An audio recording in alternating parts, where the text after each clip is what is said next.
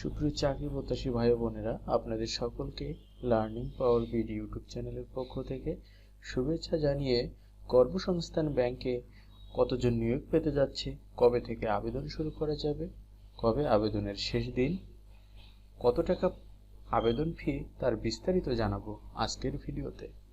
সুতরাং ভিডিওটি না টেনে সম্পূর্ণ দেখার আহ্বান থাকলো।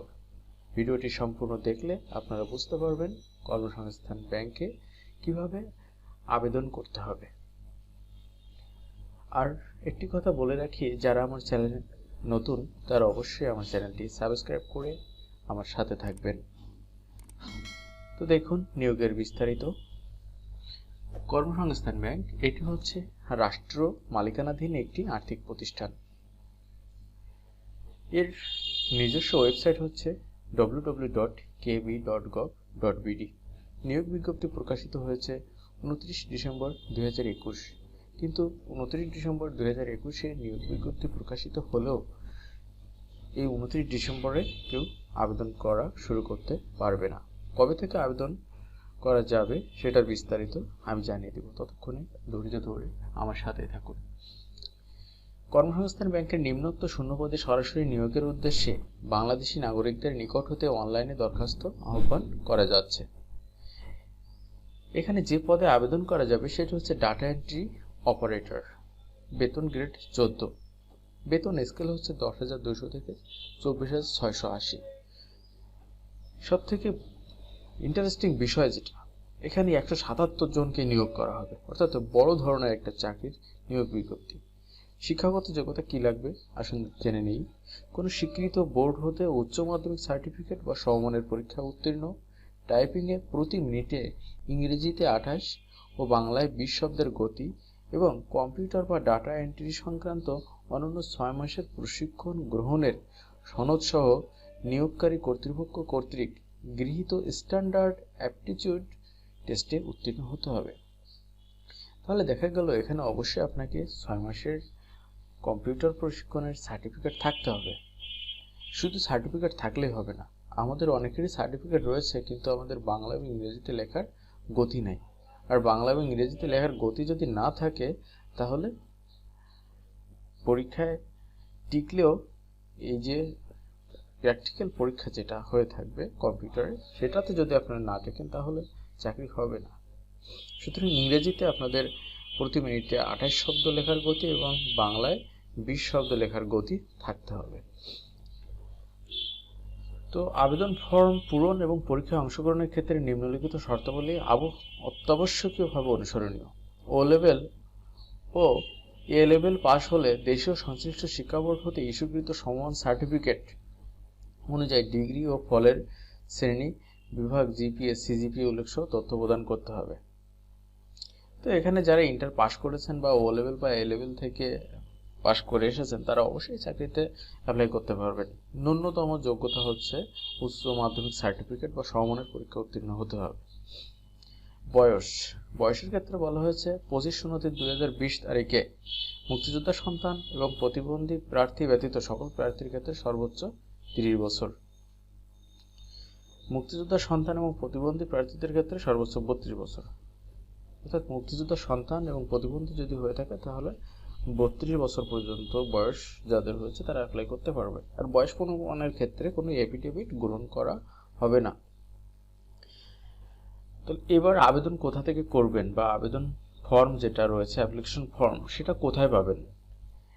kb.gov.bd এই ওয়েবসাইটে আপনারা পাবেন না, কারণ এটা bdjobs.com/kb এই ওয়েবসাইটে অনলাইন অ্যাপ্লিকেশন ফর্ম পূরণের মাধ্যমে আবেদন করতে হবে।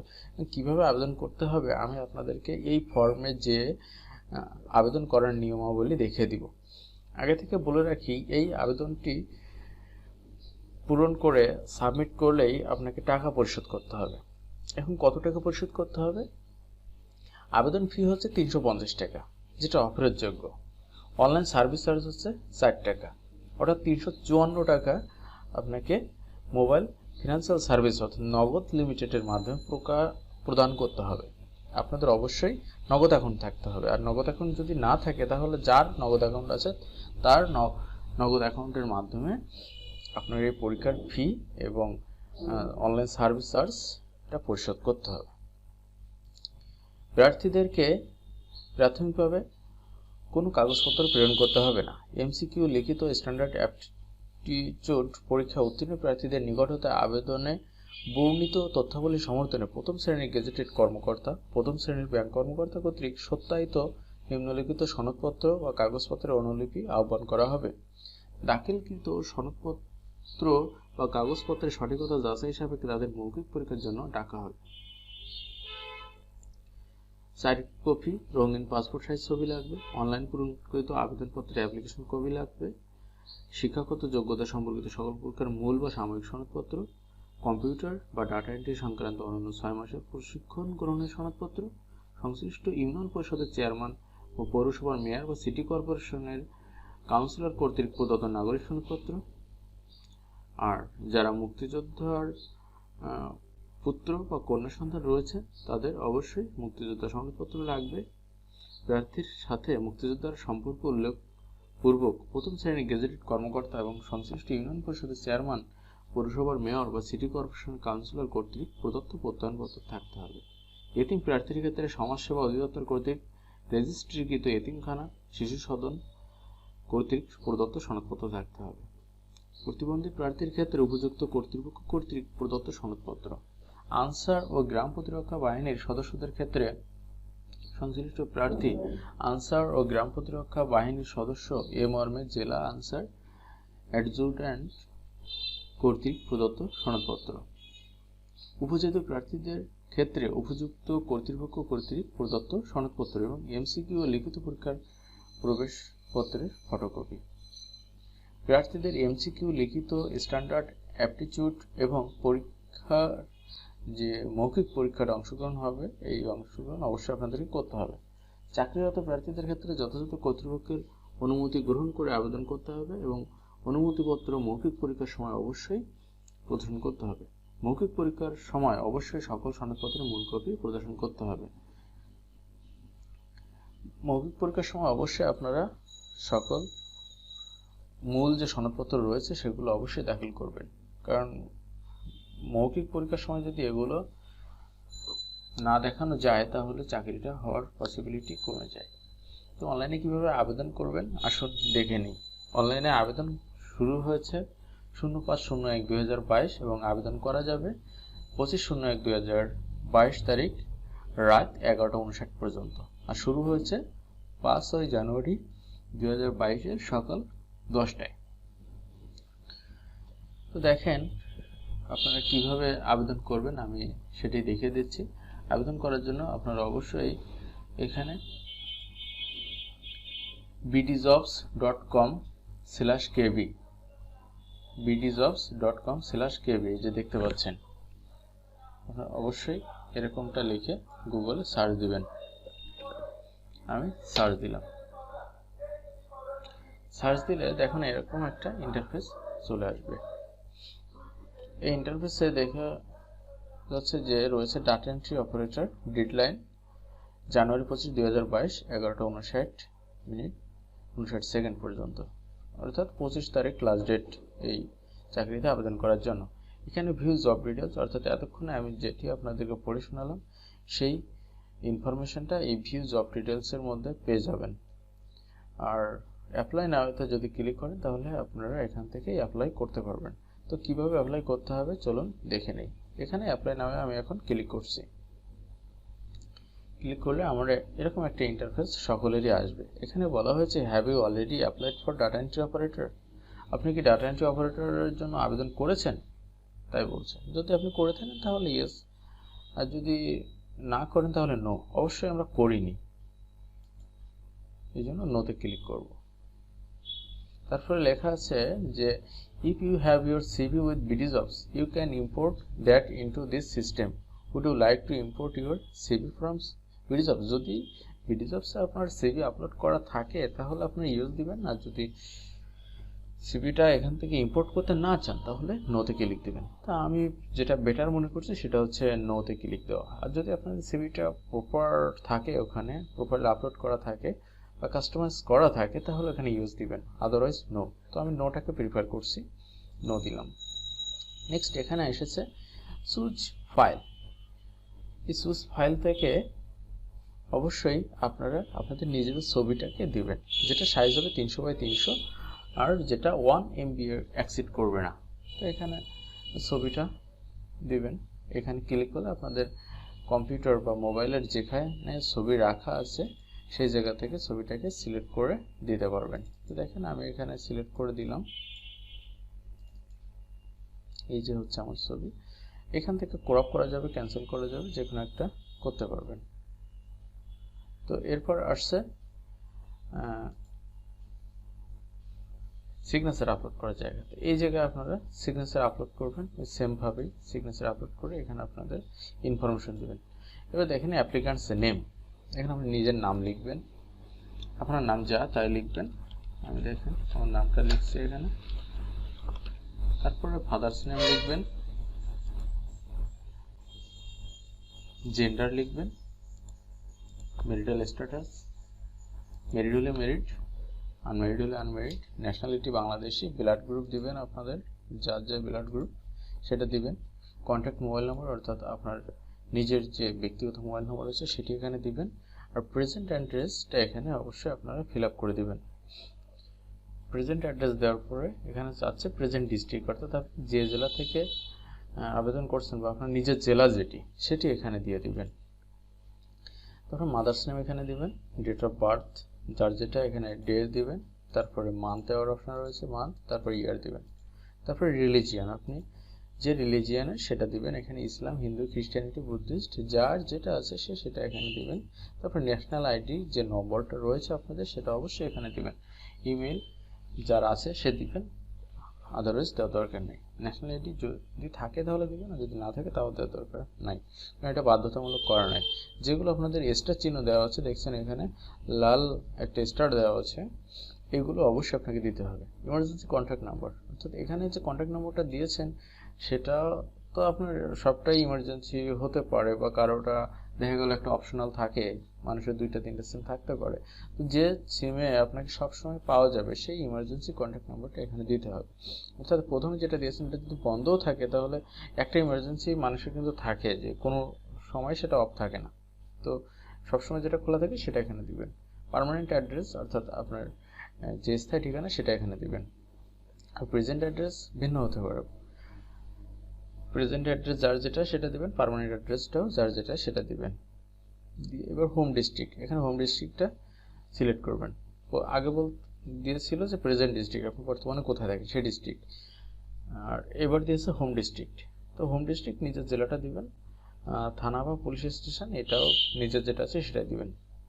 একাডেমিক কোয়ালিফিকেশন কী লাগবে দেখেন, এক্সাম নেম এখানে দিবেন, এসএসসি ইনস্টিটিউট দিবেন, আপনার যেখানে পড়াশোনা করেছেন বা যে স্কুলে পড়েছেন সেই স্কুলের নাম দিবেন, বোর্ড দিবেন, তারপরে গ্রুপ দিবেন, আপনি হিউম্যানিটিস, সায়েন্স কি কমার্স কি বিজনেস সেটা এখানে দিয়ে দিবেন। পাসিং ইয়ার কত সালে পাস করছেন সেটা এখান থেকে দিয়ে দিবেন। ডিস্ট্রিক্ট অফ দ্য ইনস্টিটিউশন অর্থাৎ যে প্রতিষ্ঠানে পড়েছেন বা যে স্কুলে পড়েছেন সেটি কোন জেলায় অবস্থিত সেটা এখানে দিতে হবে। এবার রেজাল্ট, আপনার রেজাল্টটা এখানে দিতে হবে। যদি গ্রেড হয় তাহলে এখানে স্কেলটা কত তমের মধ্যে, যদি সিজিপিএ হয় তাহলে সিজিপিএতে দেবেন, আর যদি সিজিপিএ স্কেল আউট অফ 5 হয় তাহলে আউট অফ 5 দেবেন, বা আউট অফ 4 হলে আউট অফ 4 দেওয়ার অপশান তো এখানে নাই, তো আউট অফ 5 এখানে উল্লেখ করা রয়েছে, তো 5 দিবেন, সিলেক্ট করে এখানে 4.00 যার যা আছে সেই রেজাল্টটা এখানে দিয়ে দিবেন। তেমনিভাবে এইচএসসিটাও পূরণ করবেন, ইনস্টিটিউট যার যেটা আছে এটা পূরণ করবেন, গ্র্যাজুয়েশন যে যেখান থেকে কমপ্লিট করেছেন আপনাদের ইনফরমেশন এখানে দিয়ে পূরণ করবেন, পোস্ট গ্র্যাজুয়েশন সেম। আদার ইনফরমেশনও বলেছে এক্সপিরিয়েন্স যদি থাকে তাহলে এখানে উল্লেখ করবেন। এবার একটা বিশেষ জায়গা সেটা হচ্ছে কোটা ইনফরমেশন, ফ্রিডম ফাইটার হলে ইয়েস, আদারওয়াইজ নো। অরফান কোটা যদি থাকে অর্থাৎ এতিম বা প্রতিবন্ধী এতিম মানে কোটা যদি থাকে তাহলে এখানে ইয়েস, আদারওয়াইজ নো। ট্রাইবাল কোটা অর্থাৎ উপজাতি কোটা যেটা রয়েছে ক্ষুদ্র নৃগোষ্ঠী সেটা যদি থাকে তাহলে দিবেন, আদারওয়াইজ নো। ফিজিক্যালি চ্যালেঞ্জড অর্থাৎ শারীরিক প্রতিবন্ধী যদি থাকে তাহলে দিবেন, আর যদি না থাকে দিবেন না। অ্যান্সার ভিডিপি যদি কোটা থাকে ইয়েস, আদারওয়াইজ নো। এবার পাসওয়ার্ড, এখানে আপনাকে এই যে the above information is correct and I would like to go to the next step, এইখানে টিক চিহ্ন দিয়ে তারপরে এখানে একটা পাসওয়ার্ড দিবেন, নিজেদের সুবিধা অনুযায়ী যে পাসওয়ার্ডটা দেওয়ার মতো সেটা এখানে দিবেন। তারপরে এই পাসওয়ার্ডটা আবার এখানে কনফার্ম করবেন, যে পাসওয়ার্ডটা এখানে দিয়েছেন সেটা আবার এখানে দিবেন, দিয়ে এখানে কন্টিনিউ ক্লিক করলে আপনাকে নেক্সট পেজে নিয়ে যাবে, অর্থাৎ কনফার্মেশন এসএমএস দিবে। কনফার্মেশন এসএমএস দিবে না, বলা ভুল হয়েছে, অর্থাৎ আপনাদের ইউজার আইডি সংক্রান্ত একটা পেজ এখানে চলে আসবে, সেটা আপনারা ডাউনলোড করে নিজে সংরক্ষণ করে রাখবেন, অর্থাৎ অ্যাপ্লিক্যান্টস কপিটা সংগ্রহ করে রাখবেন। এবার আপনাদের টাকা পরিশোধ করতে হবে কিভাবে সেটি আমি একটু দেখিয়ে দিচ্ছি বা জানিয়ে দিচ্ছি। এই পেজটা কন্টিনিউ করার পরে তারপর চলে আসবেন টাকা কিভাবে পরিশোধ করব। দেখেন, আপনাদের আগেই বলেছি নগদ অ্যাকাউন্ট থেকে আপনারা টাকা পে করতে পারবেন, সেটা নগদের অ্যাপস হোক বা নগদের ইউএসএসডি, যেটাই হোক না কারো, দুইটার মাধ্যমে আপনারা টাকা পরিশোধ করতে পারবেন। এখন নগদ অ্যাপ যদি থাকে সেখান থেকে বিল পে বাটন ক্লিক করুন অ্যাপসের ভিতরে যেয়ে, তারপর কেবি জব লিখে সার্চ করুন, তারপর জব রেফারেন্স আইডি, অর্থাৎ আপনাদের অ্যাপ্লিকেশন জমা দেওয়ার পরে একটা জব রেফারেন্স আইডি আপনারা পাবেন, সেটা টাইপ করে আপনার মোবাইল নাম্বার লিখুন, সকল তথ্য যাচাই করে আপনার নগদ পিন টাইপ করুন, ট্যাপ করে ধরে রাখুন, পেমেন্ট শেষে কনফার্মেশন নোটিফিকেশন এবং বিল পে রিসিট রিসিভ করুন। এইটা হচ্ছে যদি অ্যাপসে থেকে করেন। আর যদি নগদ ইউএসএসডি থেকে ফি প্রদান করেন তাহলে দেখেন মোবাইলের ডায়াল অপশনে গিয়ে *167# এটা ডায়াল করবেন, তারপর 5 নম্বর অপশনে যাবেন যেখানে লেখা আছে বিল পে, ওটাতে 5 নম্বরে প্রেস করবেন, লিখে সেন্ড করুন, সেন্ড করে তারপর আসবে 12 নম্বরে আদার্স লিখে এবার এখানে সেন্ড করবেন, তারপর 1 নম্বরে বিলার অ্যাকাউন্ট নাম্বার লিখে সেন্ড করুন, বিলার অ্যাকাউন্ট নাম্বার 1296 টাইপ করুন, এখানে বিলার অ্যাকাউন্ট নাম্বার 1296 টাইপ করতে হবে, জব রেফারেন্স আইডিটা এবার দিতে হবে, তারপর কি করতে হবে মোবাইল নাম্বার টাইপ করতে হবে, অর্থাৎ যেটা আপনি আবেদনপত্রে উল্লেখ করেছেন সেটা দিবেন, তারপর তথ্য যাচাই করে পিন টাইপ করুন, বিল পেমেন্ট শেষে কনফার্মেশন এসএমএস পাবেন। তো এটাই হচ্ছে আমাদের বিল প্রদান করার উপায়, অর্থাৎ যে আবেদন ফি রয়েছে সেটা প্রদান করার উপায়, অর্থাৎ ব্যালেন্সে কিন্তু অবশ্যই আপনার 354 টাকা অ্যাভেলেবেল থাকতে হবে। এবার অসম্পূর্ণ বা ভুল তথ্য সম্বলিত দরখাস্ত কোনো প্রকার যোগাযোগ ব্যতিরেকে বাতিল বলে গণ্য হবে, অর্থাৎ আপনার যে আবেদন করেছেন সেটা অসম্পূর্ণ থাকলে কিন্তু আপনাকে কোনো নোটিশ ছাড়াই আবেদনপত্র বাতিল বলে গণ্য করা হবে। আর যেটা রয়েছে নিয়োগের ক্ষেত্রে সরকারের বিদ্যমান পরিবর্তিত প্রযোজ্য বিধিবিধান অনুসরণ করতে হবে, পরীক্ষা অংশগ্রহণের জন্য কোনো প্রকার টিএডি প্রদান করা হবে না, প্রার্থী কর্তৃক প্রদত্ত দাখিলকৃত কোনো তথ্য বা কাগজপত্র অসত্য বা ভুয়া প্রমাণিত হলে দরখাস্ত ও নির্বাচন নিয়োগ বাতিল করা সহ আইনগত প্রশাসনিক ব্যবস্থা গ্রহণ করা হবে।